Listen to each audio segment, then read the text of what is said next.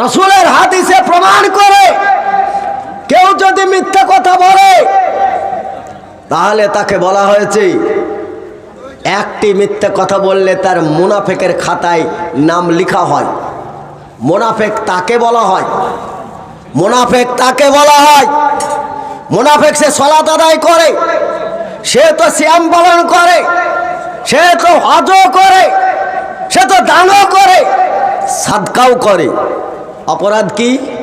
মুনাফিকের তিনটা আলামত। একটা হচ্ছে কথায় মিথ্যে বলা, দুই আমানতের খেয়ানত করা, তিন ওয়াদা খেলাপ করা। এই তিনটের মধ্যে যে কোনো একটাই যদি তার অভ্যাস থাকে তাহলে জেনে রাখেন সে মুনাফিকের খাতাতে তার নামটা লেখা থাকে। মুনাফিক কোথায় যাবে? ইন্নাল মুনাফিকিনা ওয়াল কাফিরিনা ফি নারে জাহান্নামা জামিয়া। নিশ্চয়ই জেনে রাখো মুনাফিক ও কাফের যারা, তারা জাহান্নামে যাওয়ার জন্যে, কাফেরদের সঙ্গে জাহান্নামে যাওয়ার জন্য একটাই গেট, একটাই দরজা। এখন মিথ্যা কথা আমাদের সমাজে বেশি চলে না? এখন মিথ্যা কথা আমাদের সমাজে বেশি চলে না?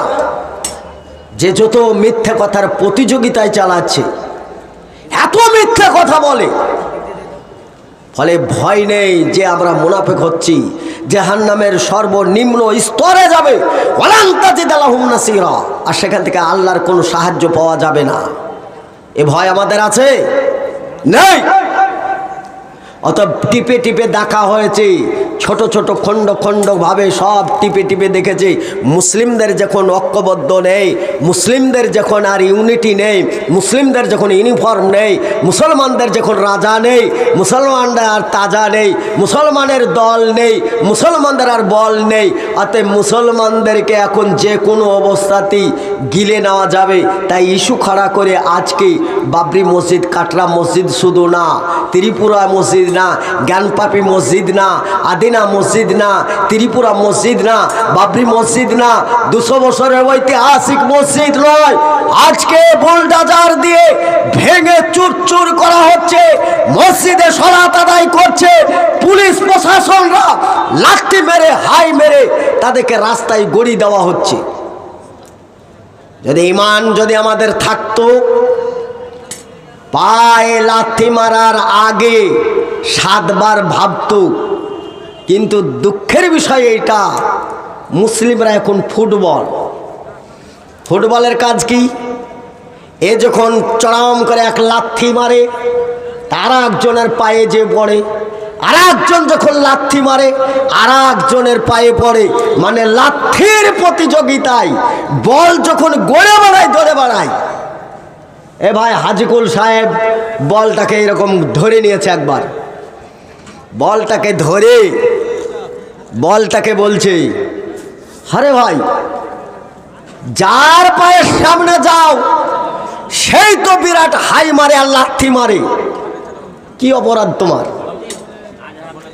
বলটা দুঃখ করে বলছে, আমার কোনো অপরাধ নেই, আমার যেটা অপরাধ, সবচাইতে বড় অপরাধ, সেটা হচ্ছে আমার ভিতরে কোনো ওয়েট নেই, বাতাস ভরা আছে। সামান্য কিছু যদি থাকতো আমার ভিতরে, তাহলে পারে হাই মারার আগে নিজের পায়ের কথাটা ভাবতো, বিমিত্রকে দেখাবো না ওই একেবারাকে দেখাবো। পায়ের চিকিৎসার জন্য আগে হাসপাতাল দেখতো, তারপরে ফুটবলে পা দিত। কিন্তু আমার ভিতরে বাতাস থাকায় লাথির প্রতিযোগিতা, আর যখন এই গোল থেকে ওই গোলে, ওই গোল থেকে এই গোলে, চারিদিকে শ্রোতারা হয় করে বলছো গোল। এইখানেই গন্ডগোল, এইখানেই গন্ডগোল। এক সত্যবাদী হওয়া, দেখেন সত্যি কথা বলে মনে কত শান্তি পান। 2 সত্যি কথা বলার পরে যেটা আপনি আমল করবেন সেটা হচ্ছে ন্যায় বিচারক, ন্যায় বিচার করা। স্ত্রী পুত্র ছেলে মেয়ে, সামাজিক সার্বিক দেশ দশ ন্যায় বিচারক আপনাকে প্রতিষ্ঠিত হতে হবে, করতে হবে। কালকে যারা আমাদের সঙ্গে লেবার খেটে বেড়াচ্ছিল, আর সে আজকে দেশের প্রধান হয়ে 6 তলা বাড়ি করে বিলাতি কুকুর রাখে, ভিআইপি গেট করে রেখেছে, গেটের সামনে আক্রমণাত্মক বাঘের ছায়া ছবি রেখেছে। রাসূল সাল্লাল্লাহু আলাইহি সাল্লাম বললেন, ওই বাড়িতে রহমতের ফেরেশতা যায় না, ওই বাড়িতে আল্লাহর কোনো রহমত যায় না, ওই বাড়িতে রহমত বর্ষিত হয় না। যেই বাড়িতে ছবি থাকে, সে প্রাণীর ছবি হোক আর মানুষেরই হোক। বাড়িতে কুকুর থাকলে রহমতের ফেরেশতা আসবে না, বাড়িতে নাপাক অবস্থায় বসবাস করলে রহমতের ফেরেশতা আসবে না, বাড়িতে কোনো প্রাণীর ছবি থাকলে রহমতের ফেরেশতা আসবে না। ফলে যখন রহমতের ফেরেশতা আসবে না, তখন তো সেই বাড়িটা শয়তান বসবাস করবে। আজকে রাজনৈতিক দলের নেতাদের কথা যেখানেই যাবেন, আপনি একটু সাহায্য সহযোগিতার জন্য শয়তানি কথা দেখলে আপনার মাথা ঘুরে যাবে। আমি এলাম একটু সাহায্য সহযোগিতা পাবো বলে দুটো ভালো কথা শোনার জন্যে, তার কথা শুনে আপনার মগজ ঘুরে যাবে। তাহলে এক, ন্যায় বিচার আমাদের সমাজ থেকে উঠে গেছে। ছেলেগুলোকে কিছু জমির ভাগ দিলেও মেয়েগুলোকে জমি জায়গার ভাগ একটুও দেওয়া হচ্ছে না। টাকা পয়সা খরচ করে হজ করতে যাওয়া হচ্ছে, হজে যে তপ করা হচ্ছে, দোয়া করা হচ্ছে, সব কিছু করা হয়, কিন্তু তার মধ্যে ন্যায় বিচার দেখতে পাই না। গরিব মানুষ একটা তাম্বুর তলে বাস করে, সেই লোকটি বাড়ি পায় না। দেশের প্রতিনিধি, যাকে প্রতিনিধির দায়িত্ব দিয়ে ভোট দিয়ে মনোনীত করেছেন আপনি আমি, তার বাড়িতে চিলুকুটা তৈরি হচ্ছে, ওই পলিথিনওয়ালা ঘর বাড়ি পায় না, তারা ঘর পাচ্ছে। ন্যায় বিচার উড়ে গেছে। নাম্বার 3, মুসলিম হওয়া শর্ত হচ্ছে তাকে হালাল রুজি খেতে হবে, হারাম বর্জন করতে হবে। বর্তমান এখন হারামের প্রতিযোগিতা বেশি। যুবক অযুবক ভাগ্য পরীক্ষা করার জন্যে লটারি কেটে বেড়াচ্ছে। নিজের বৌমা, নিজের আত্মীয় স্বজন, তাকে স্বয়ংবর গোষ্ঠীতে লাগানো হয়েছে, সুদের কারবারে লাগানো হয়েছে। রাসূল সাল্লাল্লাহু আলাইহি সাল্লাম বললেন, কেউ যদি 1 টাকা পরিমাণ সুদ খায়, তাহলে 36 বার তার নিজের মায়ের সঙ্গে জেনা করার অপরাধ তার আমলনামায় লেখা হয়। তাহলে বলুন, যত বড় অপরাধ, সে যদি দোয়া করে কি করে কবুল হতে পারে? যখন আল্লাহ নিজেই বলেছেন, যখন আমাকে ছেড়ে দিবে, যখন আমাকে সার্বভৌমত্বর মালিক এক আল্লাহ তাকে ছেড়ে দিবে, আমাকে রুজির মালিক যখন ছেড়ে দিবে, তখন তাদের ওপর ওই জালেম সরকার এসে বসবে এবং তারা নিরুপায় হয়ে যখন দোয়া করবে, সুম্মা তাদউনা ফালা ইয়াস্তাজিব লাকুম, তখন আর কোনো উপায়ও থাকবে না, কোনো দোয়ার কবুল হবে না। আসামে আমরা গিয়েছিলাম, দেখে এসছি, সামান্য একটু ইস্যু খাড়া করে দিয়ে একটি মুসলিম গ্রামকে গ্রাম আগুন লাগিয়ে দিয়ে রাতারাত্রি গবাদি পশু সহ মানুষকে পুড়িয়ে দেওয়া হয়েছে।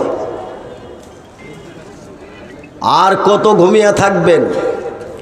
আমি বলি না যুদ্ধ করতে হবে, আমি একবারও বলি না জিহাদ করতে হবে, আমি একবারও বলি না যেখানে সেখানে সন্ত্রাসী শুরু করতে হবে। বরঞ্চ ইমানের দাবিদার নিয়ে যে টাকা পয়সা খরচ করে মসজিদ তৈরি করেছেন, ওই মসজিদগুলোকে আবাদ করেন, দেখেন আল্লাহ সাহায্য আসবেই আসবে। যখন আপনি বিপদে পড়বেন, যখন কোনো বিপদে পড়বেন, মসজিদে চলে যান। মসজিদে যাওয়ার পরে ধৈর্য সহকারে আপনি 2 রাকাত সালাত আদায় করেন। 2 রাকাত সালাত আদায় করার পরে আল্লাহর কাছে আপনি কামনা করেন, আল্লাহ বলছে আমি পূরণ করবই করব। বুঝে আসে না? বুঝে আসে না আমরা কি করব? রমজান মাস আসলে নামাজির হার বাড়ে। রমজান মাস আসলে কোরআন মানে বুঝুক আর নাই বুঝুক, কোরআন পড়ে, তার বরকত শরীরে দেখতে পাওয়া যায়। ইফতারের সময় কিছু ভালো খাবার পাওয়া যায়, সাহারির সময়তে কিছু ভালো খাবার পাওয়া যায়, এত শুকানোর পরে মানুষের মুখে শান্তি একটু ঝালাস দেখতে পাওয়া যায়। আপনি কোরআন থেকে দূরে সরে গেছেন। কোরআন যখন আপনি দূরে সরে গেছেন, আজকে সমাজে আপনি তাকিয়ে দেখেন, সোশ্যাল মিডিয়ায় আপনি দেখুন, কোরআনের ওপর পা দিয়ে দাঁড়িয়ে থেকে মুসলিম মিল্লাতের ওপর আগুন